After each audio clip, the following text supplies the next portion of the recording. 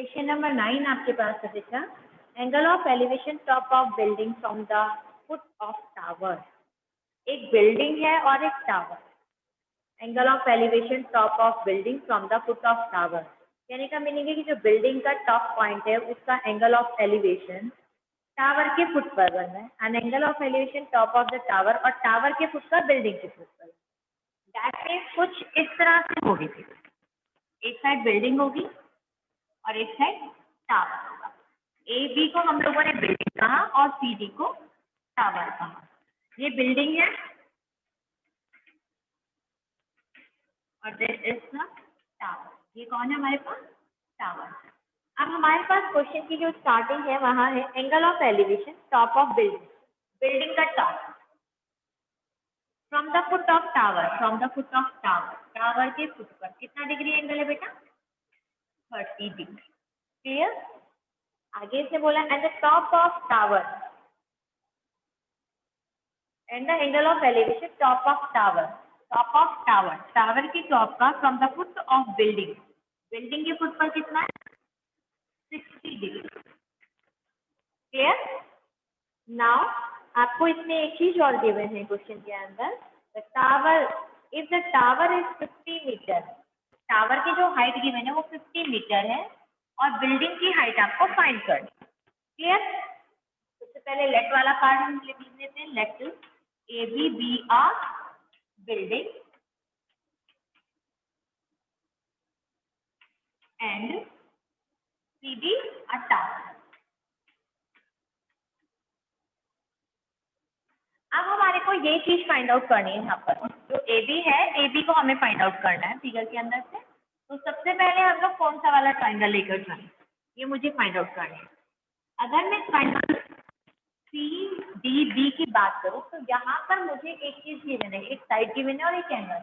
At least second side हमारे पास find हो जाएगी। जब हम ट्रिग्नोमेट्री रेशियो लगाते हैं तो वहाँ पर मिनिमम 2 साइड और एक एंगल गिवन होना चाहिए, तभी हम लोग लगा सकते हैं। 2 साइड में से एक साइड गिवन होगी तो दूसरी साइड फाइंड कर लेंगे और एक एंगल। 3 चीजें हो गई, 2 साइड एंड एंगल। तो आपके पास जो इनमें से गिवन हो उसके अकॉर्डिंग हम वर्क कर सकते हैं।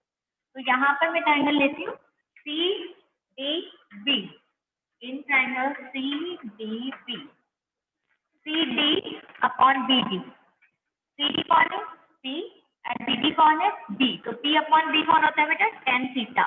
यहाँ पे थीटा की वैल्यू कितनी है? tan 60। Put the value in it, tan 60 √3। Now B D is equal to आ गया हमारे पास 50 अपॉन √3। डेनोमिनेटर में अंडर रूट में वैल्यू है तो हम लोग क्या कर दिए, इसको रेशनलाइज कर देते हैं। 50 √3 अपॉन 3। दैट मीन्स ये मेरे पास किसकी वैल्यू आ गई बेटा? B D. नाउ अब नेक्स्ट पार्ट लेते हैं ट्राइंगल अगेन। अब ट्राइंगल लिया हम लोगों ने A B D, A B upon B D equals to वही पी अपॉन बी है तो tan थीटा। थीटा की वैल्यू क्या है हमारे पास है? 30। Put the value in it. A B की वैल्यू तो हमें फाइंड करनी है, बी डी की वैल्यू अभी अभी हमने फाइंड करी है, इस वैल्यू को यहाँ पुट कर देते हैं। 50 √3 अपॉन 3 इक्वल्स टू 1 अपॉन √। अभी 3 ऊपर चला जाएगा यहाँ पर कैलकुलेशन में।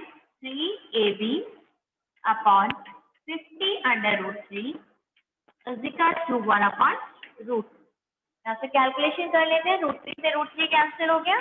It means A B is equals to आ गया हमारे पास 50 अपॉन 3। कैलकुलेट करके चाहे आप मिक्स फ्रैक्शन में या फ्रैक्शन में, जैसे भी आपका मन करे, या तो आप फ्रैक्शन में, मिक्स फ्रैक्शन में या डेसिमल में आंसर दे सकते हैं। एंड लास्ट में लिखेंगे then height of building is, जो भी आएगा आपका 16 पॉइंट समथिंग मीटर। जो बिल्डिंग है उसकी हाइट कितनी आ गई मेरे पास? 16 पॉइंट। आप लोग कैलकुलेट कर लेंगे। क्लियर? Question number 10।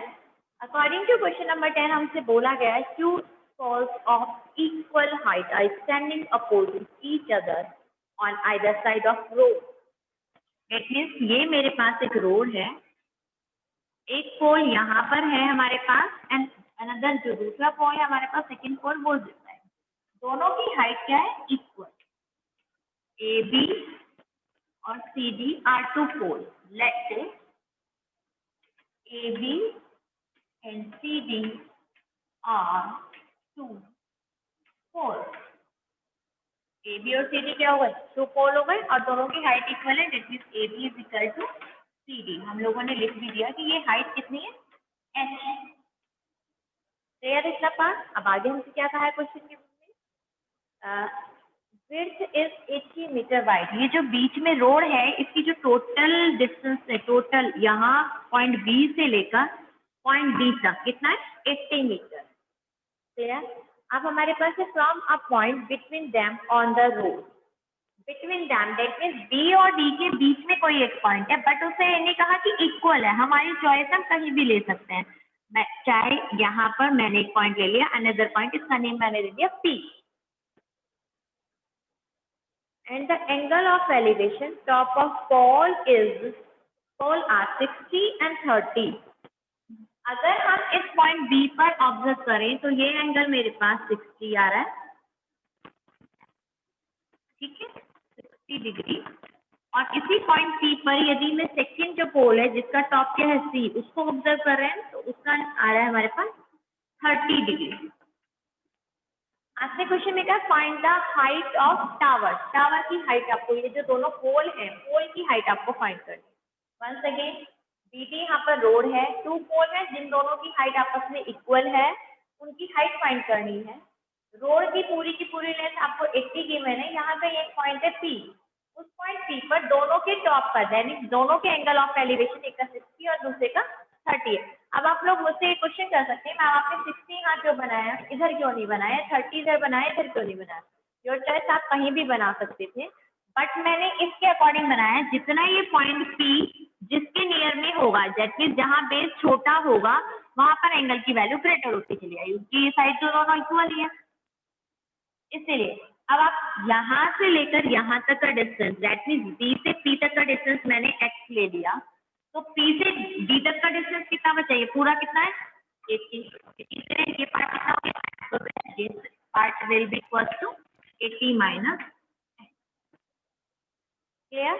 अब हम लोग अपना क्वेश्चन स्टार्ट करते हैं. फर्स्ट ट्राइंगल हम लोगों ने लिया ABC.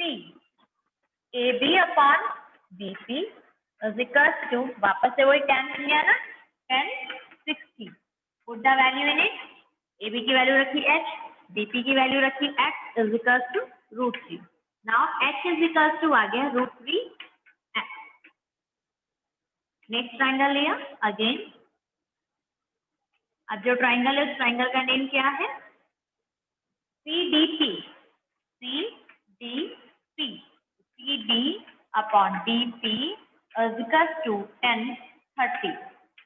CD की वैल्यू कितनी है बेटा? h. Now CD is equal to h and DP कौन है मेरे पास? 80 minus x is equal to 10 30 कितना होता है? 1 अपॉन रूट. क्रॉस मल्टीप्लाई करी, √3h is equal to 80 minus x. अब हम यहाँ तक पहुँच गए. अभी हमने यहाँ से h की वैल्यू फाइंड करी थी in term of x. h is equal to आ रहा है √3x. नाउ h के पैलेस पर हम यहाँ पर पुट कर देंगे √3x. इस h के पैलेस पर इसको यूज कर लिया, ये वाला √3 एज इट इज रहा, और इस वाले h के पैलेस पर कितना आ गया? √3x is equal to 80 minus x. √3 into √3 से कितनी? 3x. उधर से -6 इधर आ गया, प्लस हो गया, इज इक्वल टू 80. कैलकुलेट करा, 3x और x, 4x is equal to 80. Now x is equal to कितना आ गया बच्चे? 20.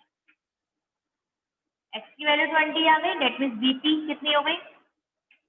20. PD कितनी हो गई? 80 minus 20, that means 60. And third हमें फाइंड क्या करना था? मेनली जो क्वेश्चन में फाइंड करना है h, हाइट ऑफ पोल. तो h इज इक्वल टू कितना था? √3x.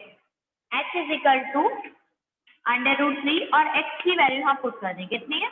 20. ये आ गया मेरे पास 20 √3. Then height of pole is 20 √3 metre. Question number 11 में ऑलरेडी फिगर गिवन है, फिर भी हम लैंग्वेज को पढ़ते जाएंगे और फिगर को समझते जाएंगे। A TV tower stands vertically on a bank of a canal. नीचे ग्राउंड फ्लोर की तरफ से हमारे पास कैनाल होगी। यहाँ पर एक टावर है, लाइक इस टावर का नेमिंग A और B हो गया। From a point on the other bank directly opposite the tower. Tower के अपोजिट में कोई पॉइंट्स हैं। The angle of elevation top of tower is 60. सपोजिट यहाँ की बात उसने करी, तो यहाँ पर एंगल ऑफ एलिवेशन कितना आया बेटा? 60 degree. From the another point 20 metre away from this point. It means उसका कहना ये है कि इस पॉइंट से 20 मीटर की डिस्टेंस पर, 20 मीटर अवे फ्रॉम, इस पॉइंट से 20 मीटर की डिस्टेंस पर एक पॉइंट और है। जब हमने वहाँ टावर को ऑब्जर्व करा तो अब हमारे पास जो एंगल आया वो कितना आ रहा है? 30 degree. 30 degree. Find the height of tower and width of canal. That means आपको ये ए बी फाइंड करना है और बी सी फाइंड करना है। आप लोग यहाँ पर देखेंगे, देखो जितना हमारा पॉइंट बेस के पास आता चला जाता है उतना हमारा एंगल इंक्रीज करता जाता है। जैसे जैसे बेस जो उसका फुट है उससे हम लोग पीछे हटते चले जाएंगे, जितना डिस्टेंस दूर होती चली जाएगी उतना उतना एंगल हमारा कम होता चला जाएगा। देखो ये पास में, फुट के पास है बिल्कुल, तो 60 आ रहा, और ये फुट से दूर है तो इसकी वैल्यू 30 आ रही है। तो इस तरह से भी हम लोग कभी कभी अपनी फिगर को चेक कर लेते हैं। लेट्स ए बी दिया टावर एंड बी सी दिया कैनाल।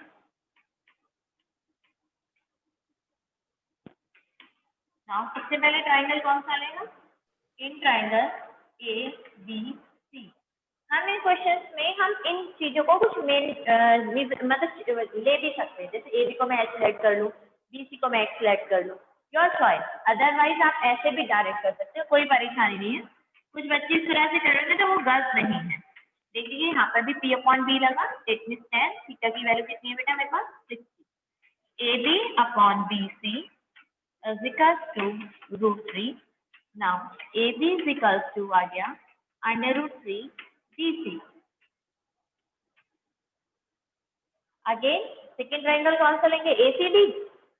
ACD ट्राइंगल लेंगे? नो, ACD नहीं लेंगे क्योंकि राइट एंगल ट्राइंगल नहीं है। हम लेंगे A, B और D। In triangle A, B और D। AB upon BD is equals to tan 30। Put the value in it. A B की वैल्यू रखी हमने, ए बी की वैल्यू कितनी है? यहाँ से ले लिया √3 BC अपॉन नीचे BD। अब BD को हम क्या ले सकते हैं? 20 plus BC, 20 plus BC is equals to tan 30 1/√3।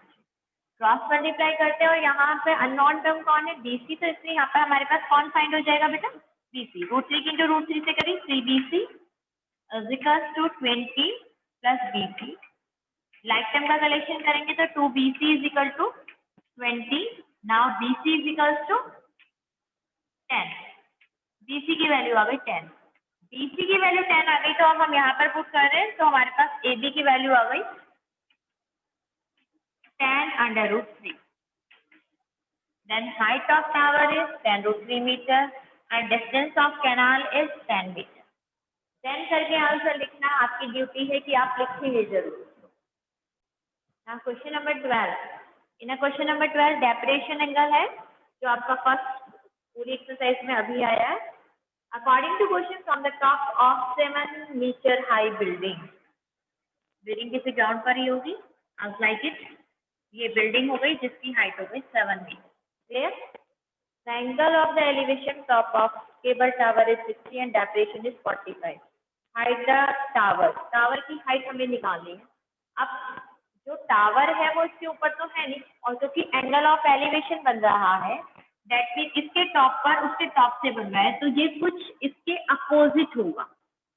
ये बड़ा मतलब ये क्वेश्चन की लैंग्वेज में नहीं दिया कि ये जो टावर है ये टावर कहाँ पर है, लेकिन क्वेश्चन में बोला है कि angle of elevation top of cable tower is 60।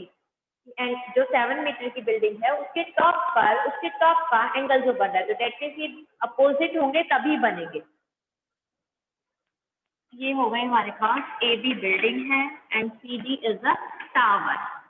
From the top of building, building के टॉप पर, from the top of cable tower, that means मेरी आईज पहले इस तरह से होंगे स्ट्रेट लाइन में, और ये यहाँ पर एंगल कितना बना बच्चे, 60 डिग्री। ये वाली चीज क्लियर है आपको? आईज यहाँ पर है तो आईज में वर्क करा तो एंगल ऑफ एलिवेशन, ये स्ट्रेट लाइन आ गई, इस पॉइंट को मैंने नेम दे दिया ई। यहाँ तक का क्लियर? अब आपसे बोला फ्रॉम इसी पॉइंट पर, पॉइंट ए से angle of depression of its foot, that means किसके फुट का, ये कौन है, टावर, टावर के फुट का। यहाँ पर आपकी आईज है, आपकी आईज ने पॉइंट डी को देखा, जब आपकी आईज है तो यहाँ स्ट्रेट लाइन में होंगी, लेकिन जब वो जैसे ही पॉइंट डी को देखेंगी तो वो इस तरह से वर्क करेंगी, दैट मीन्स ये एंगल आपका कितना बनेगा बच्चे, 45 डिग्री। क्लियर हो गया? ये एंगल 45 डिग्री बनेगा। अगर ये एंगल 45 डिग्री है तो this angle will be equal to 45 because these are alternate angle. ये भी एंगल 45 डिग्री होगा। फिगर क्लियर है?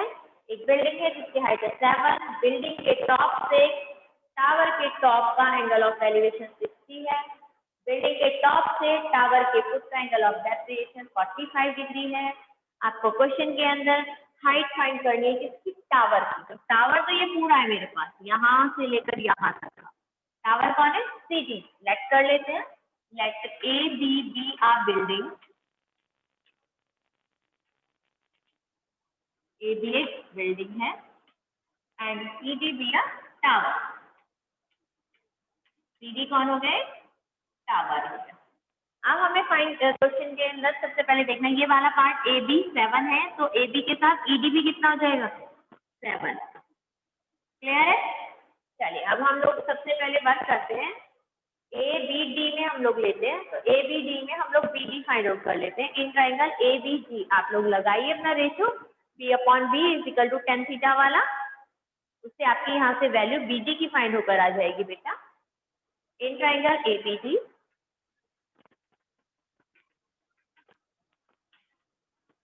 AB upon BD is equal to tan 45। AB की वैल्यू 7 है, BD की वैल्यू को हमने कुछ भी लाइट नहीं करा, BD ही रहने दिया।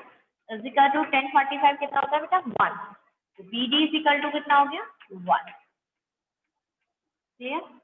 अब आप यहाँ देखो BD कितना है आपके पास, 7। जब BD की वैल्यू 7 है तो AE की वैल्यू भी कितनी हो जाएगी, 7 हो जाएगी। AE is equal to BD is equal to 7। अब हम लोग दूसरा ट्राइंगल कौन सा लेंगे, CEA। In triangle CEA triangle लिया जिसमें हमने लगा दिया CE अपॉन AE, तो P अपॉन B आ रहा है, CE upon AE is equal to tan 60। और the value in it, CE की कोई वैल्यू नहीं है तो CE को CE रहने दिया, बट AE की वैल्यू कितनी है मेरे पास, 7, और tan 60 कितना होता है बेटा, √6। तो now CE is equal to कितना हो गया, 7√3। अब हमारे पास ट्राइंगल का वर्क तो हो गया, बात क्या आती है, हमें टावर की हाइट फाइंड करनी है। हाइट ऑफ टावर मतलब CD फाइंड करनी है आपको। CD में कौन कौन है, CE plus ED, CE plus ED, और ऑलरेडी हमारे पास CE और ED की वैल्यूज है, तो हम लोग इनको यहाँ पर क्या कर दे, पुट कर देते हैं। CE की वैल्यू है 7√3 और ED की वैल्यू है बेटा 7। ना यहाँ से क्या कॉमन ले लिया हमने, 7√3 + 1, then height of tower is 7√3 + 1 meter. Question number 13. As observer from the top of 75-meter high lighthouse from the sea level, that means ये हमारा sea level हो गया, जैसे ग्राउंड लेवल, ये 75 का एक लाइट हाउस हो गया, 75 मीटर का, इसकी नेमिंग मैंने AB कर दी। यहाँ पर कोई पर्सन बैठा है और वो कुछ चीजें ऑब्जर्व कर रहा है। वन शिप इज, उसने यहाँ पर बैठ गया वो, और यहाँ पर बैठने के बाद क्योंकि ये क्या है हमारे पास सी है, तो यहाँ पर जो हमारे पास शिप है उनको वो ऑब्जर्व कर रहा है। एटलीस्ट पहला यहाँ पर शिप है उसको उसने ऑब्जर्व करा, इसका नेम मैंने सी दे दिया।